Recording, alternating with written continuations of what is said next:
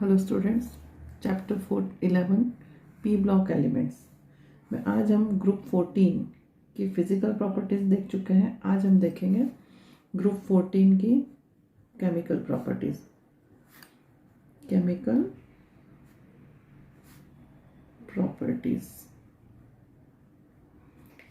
चलिए, chemical properties में सबसे पहले हम देखते हैं ऑक्सीडेशन स्टेट।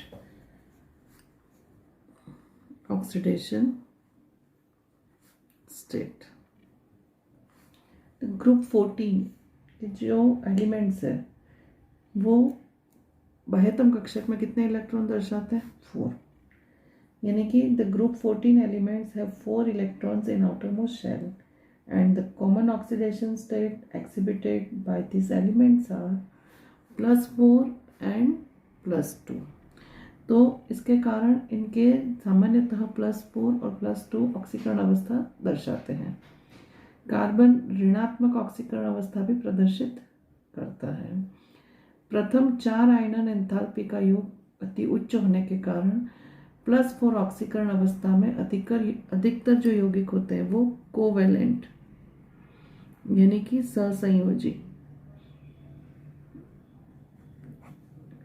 ससंयोजी प्रकृति दर्शाते हैं। अब इस समूह में हम तत्व को देखें तो +2 ऑक्सीकरण अवस्था जो होती है उसके जो इंक्रीजिंग टेंडेंसी है वो क्या होती है? जर्मेनियम से बाद tin and lead.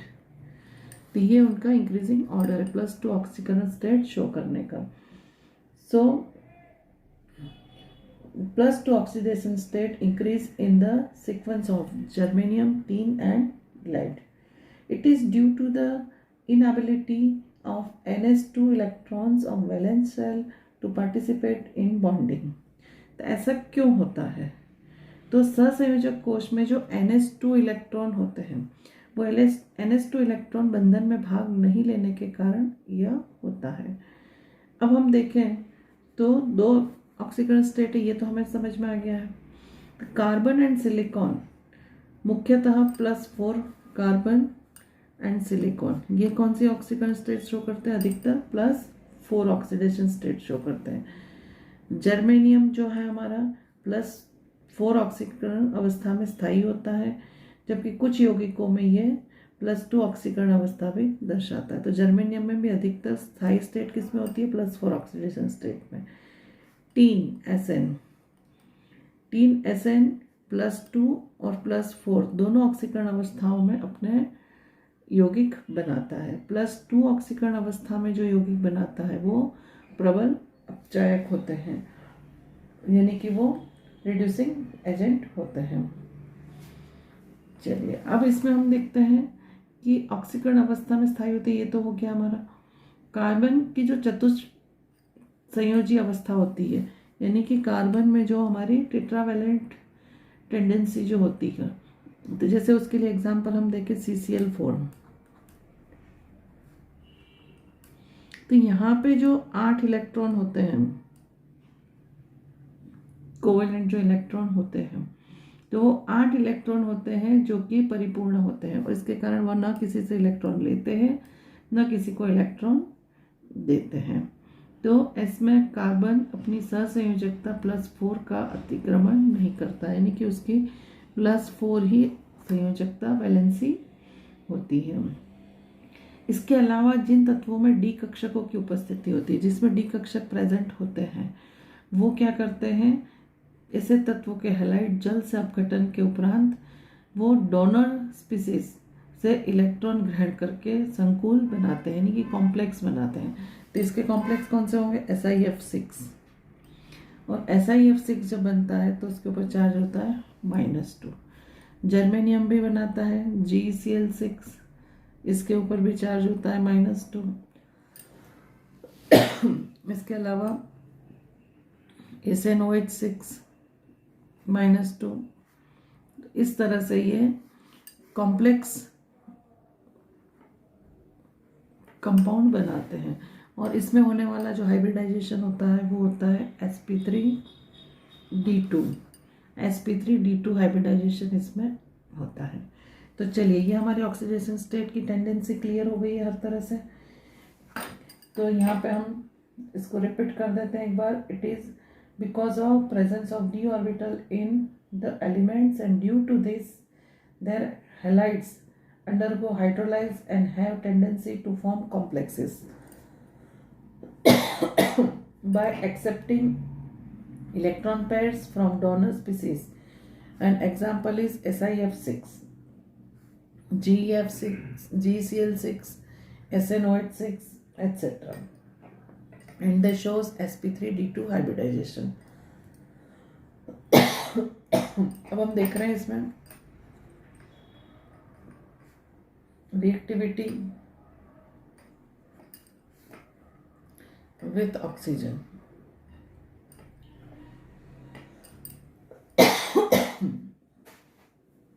All member of when heated in oxygen form oxides. Oxygen के साथ वो क्या करते हैं, ऑक्साइड्स फॉर्म करते हैं. There are mainly two type of oxides, monoxide and dioxide. Monoxide is MO and dioxide is MO2. SiO only exists at high temperature. SiO जो होता है वो high temperature के ऊपर रहता है. Oxides in higher oxidation states of elements are generally more acidic than those in lower oxidation state. तो जिसकी oxidation state क्या होती है, high होती है, वो अधिक कैसे होते हैं, acidic होते हैं. The dioxides यानी कि CO2, SiO2, GeO2 are acidic. ये क्या होते हैं, acidic होते हैं. Whereas SNO2, PbO2 are amphoteric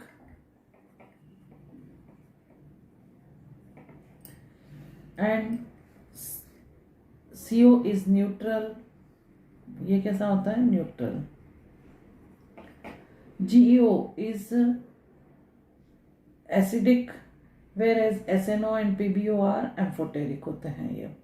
तो इसमें जनरली हम बात करें तो CO जो होता है वो कैसा होता है, उदासीन होता है.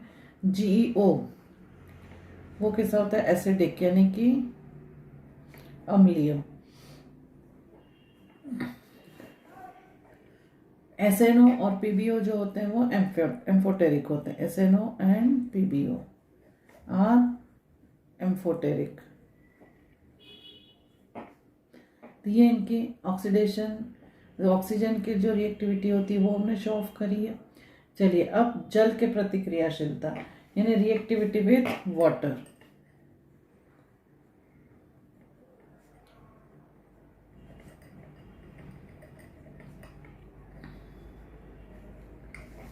Carbon, silicon and germanium are not affected by water. तो कार्बन, सिलिकॉन एंड जर्मेनियम इनकी वाटर के साथ में कोई क्रिया नहीं होती है. तो अब बचा कौन, tin. Tin decomposes steam to form dioxide and dihydrogen. तो एसएन की हम स्टीम के साथ में रिएक्शन करें तो it forms SnO2 plus 2H2. तो यहाँ पे ये 2 से मल्टीप्लाई करेंगे 2H2 हो गया. ये lead is unaffected by water. Lead यानी कि Pb भी इसमें लेड के साथ में अफेक्टेड नहीं होता है. Probably because of the protective oxide film formation. तो इसमें सामान्य रूप से क्या होता है, उसके ऊपर लेड के ऊपर एक ऑक्साइड की लेयर बन जाती है और जल से अप्रभावित होने के कारण ही ऑक्साइड की रक्षक फिल्म बनने के कारण ऐसा होता है. इसीलिए वो जल से अप्रभावित रहता है. अब हम देखते हैं रिएक्टिविटी विथ हैलोजन.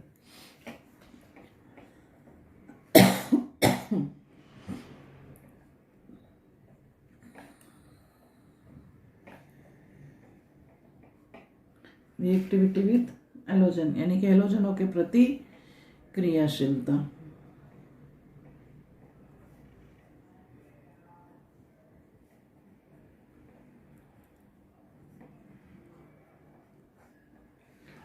चलिए समूह 14 के जो तत्व होते हैं वो MX2 और MX4 प्रकार के हैलाइड बनाते हैं, MX2 एंड MX4 प्रकार के हैलाइड बनाते हैं। कार्बन के अतिरिक्त अन्य सभी सदस्य उपयुक्त परिस्थितियों में हैलोजन से क्रिया करके सीधे हैलाइड बनाते हैं। कार्बन के अलावा सभी तत्व उपयुक्त परिस्थितियों में MX2 और MX4 प्रकार के हैलाइड बनाते हैं, और अधिकांश जो MX4 हैलाइड होते हैं उनका नेचर कैसा होता है, कोवैलेंट, यानी कि सहसंयोजी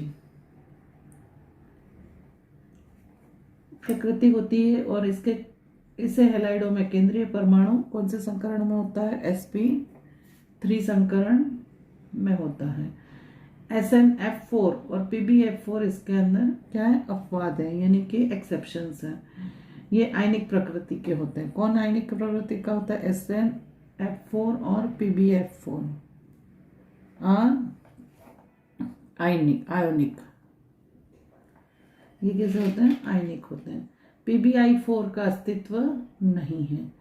चलिए, तो अब इसमें MX2 प्रकार के हैलाइड और जर्मेनियम से हम लेड की तरफ जाएं तो MX2 प्रकार के हैलाइड बनने की प्रवृत्ति रखते हैं, यानी जर्मेनियम से लेड।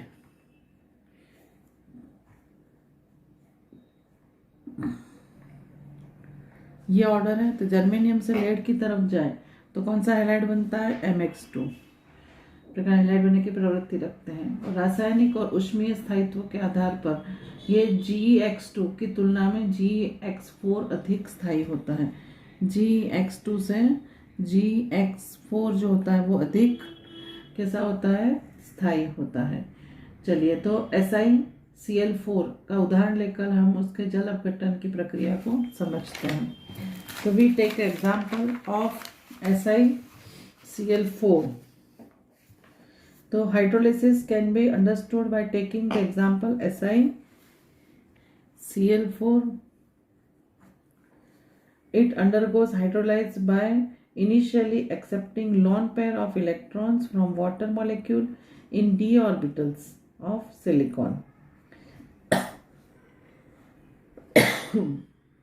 सिलिकॉन Cl, ये SiCl4 हो गया। इसका आप जल के साथ में रिएक्शन करवाएं तो ये जल का अणु, इसके पास में ये ऑक्सीजन के लॉन पेयर इलेक्ट्रॉन, ये लॉन पेयर इलेक्ट्रॉन कौन ले रहा है, सिलिकॉन। और यहाँ पे क्या बनता है, -HCl। -HCl होने के कारण ये SiCl, ये Cl और ये लेकर के यहाँ पे क्या हो जाता है, OH। ये Cl हट के क्या हो जाएगा, एक H इस Cl को लेके HCl के रूप में बाहर हो जाएगा और ये OH यहाँ पे लग जाता है। फिर से इसका हम क्या करें,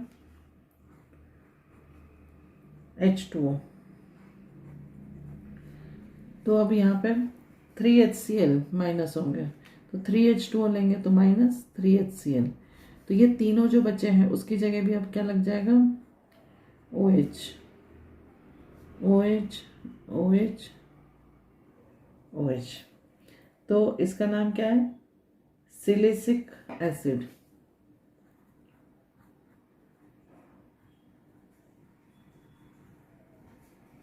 सिलिसिक एसिड। तो ये हमारा इस तरह से ट्रेंड्स यहाँ पे, यानी कि रासायनिक गुण कंप्लीट हो जाते हैं।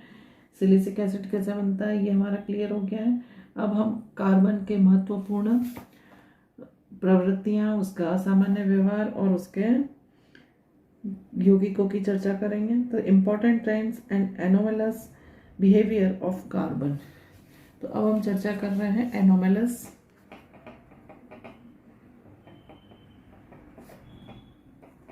Behaviour of carbon. चलिए, like first member of other groups, carbon also differs from rest of the members of its group. तो दूसरे समूह की तरह कार्बन भी अपने समूह, प्रथम तत्व है तो वो अपने समूह के अन्य तत्वों की अपेक्षा क्या करता है, डिफर होता है। It is due to the small size. उसकी वजह क्या है, small size, higher electronegativity,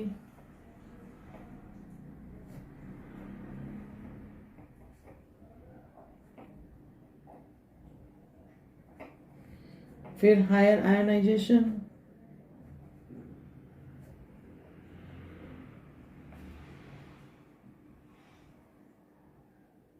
enthalpy and unavailability of d orbital.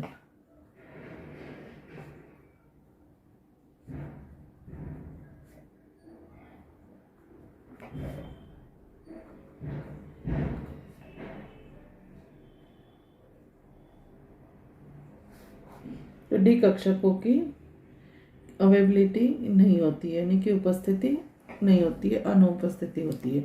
तो एनोमलस बिहेवियर होने के कारण क्या है? स्मॉल साइज, हायर इलेक्ट्रोनेगेटिविटी, अधिक ऋण विद्युतता, और उच्च आयनन विभव और रिक्त डी कक्षकों की अनुपस्थिति। ये 4 कारणों के कारण कार्बन असामान्य व्यवहार दर्शाता है। In carbon only s and p orbitals are available for bonding and therefore it can accommodate only 4 pairs of electrons around it, and this would limit the maximum covalence of 2 4, whereas other member can expand their covalence due to the presence of d orbital। तो इसकी जो बात करें हम, तो carbon में केवल S और पी कक्षा की बंधन में भाग लेते हैं, उपलब्ध होते हैं, और अपने चारों और केवल 4 इलेक्ट्रॉन युग्म ही अकोमोडेट यानी समायोजित कर सकते हैं, और अधिकतम संयोजकता 4 होती है। जबकि अन्य सदस्यों में क्या होता है? D orbital. डी ऑर्बिटल की उपलब्धता के कारण उनकी संयोजकता में वृद्धि हो सकती है। अब कार्बन के स्वयं से अथवा छोटे आकार और उच्च विद्युत ऋणात्मकता के कारण इसमें पाई पाई बंध बनाने की भी क्षमता होती है। इसमें C triple bond C, C double bond C, C double bond S, C triple bond N, इस तरह के मल्टीपल बॉन्डिंग भी होती है। और परमाणुीय कक्षक होने के कारण इसमें प्रभावी अतिव्यापन नहीं होता है। कार्बन में अन्य परमाणुओं के साथ सहसंयोजक बंध द्वारा जुड़कर लंबी श्रृंखला या वलय बनाने की प्रवृत्ति होती है। तो कार्बन में दूसरी चीज क्या होती है? इसमें इन carbon atoms have the tendency to link with one another through covalent bond to form a chain and rings, and this property is called catenation। ये आप प्रीवियस क्लासेस में पढ़ के आए हैं। कैटिनेशन, श्रृंखलन जिसको कहते हैं हिंदी में, श्रृंखलन। श्रृंखलन क्या होता है? कैटिनेशन क्या होता है?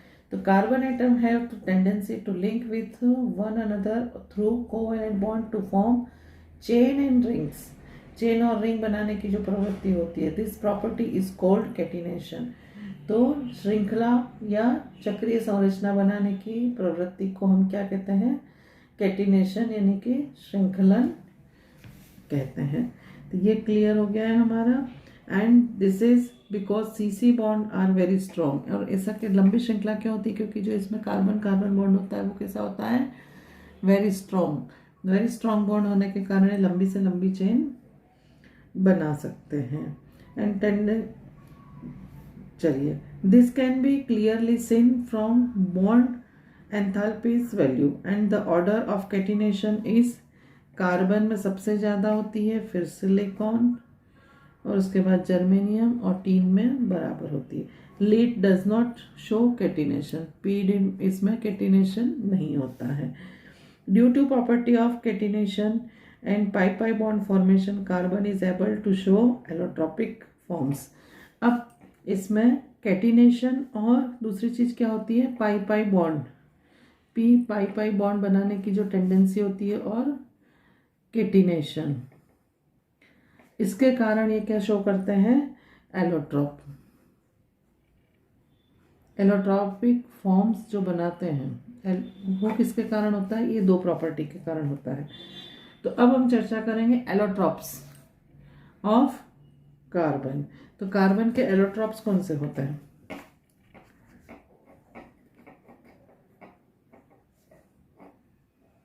Allotropes of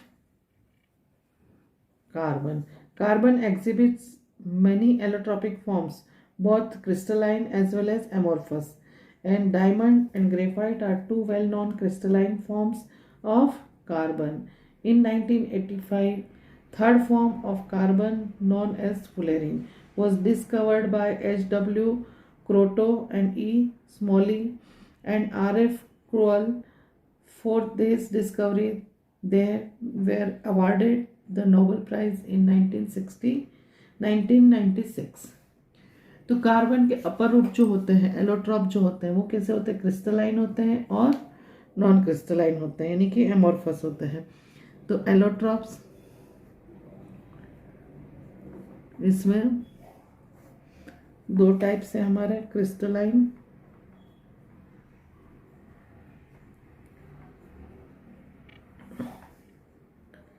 and second one is amorphous. जो क्रिस्टलाइन होते हैं उसमें कौन होता है हमारा? Diamond and graphite. और इधर होता है हमारा फुल्लेरिन.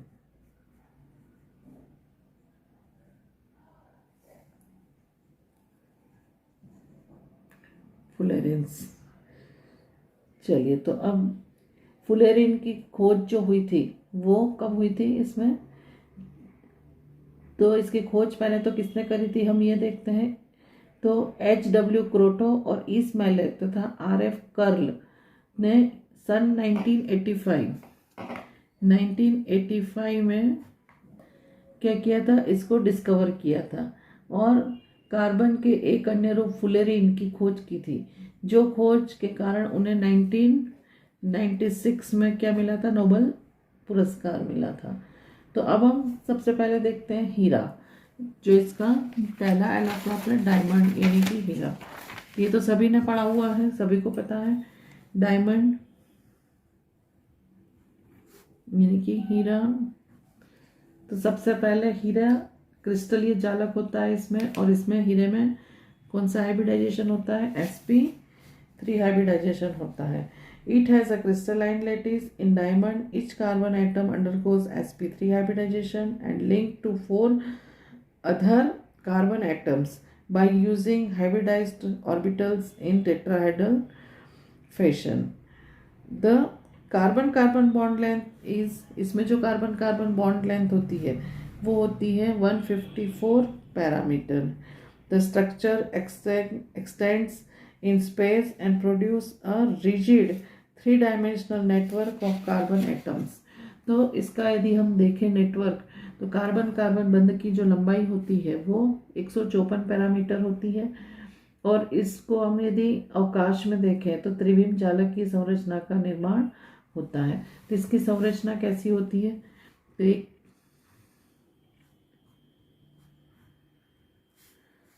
फिर ये कार्बन जो हमारा है वो फिर 4 कार्बन से जुड़ा होता है. ये 1 2 3 और ये 4. इसी तरह से ये 1 हो गया, ये 2, ये 3 और 4. तो ऐसे अलग अलग हम हमारा बना सकते हैं इसका स्ट्रक्चर 3 डायमेंशन में. चलिए, अब इसके स्ट्रक्चर की हम डिटेल में बात करें तो ये संपूर्ण जालक में दिशात्मक सहसंयोजक बंध उपस्थित होते हैं और इस प्रकार इसका विस्तृत सहसंयोजक बंधन को तोड़ना कठिन कार्य होता है. अतः हीरा पृथ्वी पर पाए जाने वाला सर्वाधिक कठोर पदार्थ होता है और इसका उपयोग होता है तेज धार करने के लिए. ये एब्रेसिव के रूप में यानी अपघर्षक के रूप में प्रयुक्त होता है. साथ में डैश यानी रुपदा बनाने में तथा विद्युत प्रकाश लैंप में टंगस्टन तंतु यानी फिलामेंट बनाने में इसका उपयोग किया जाता है.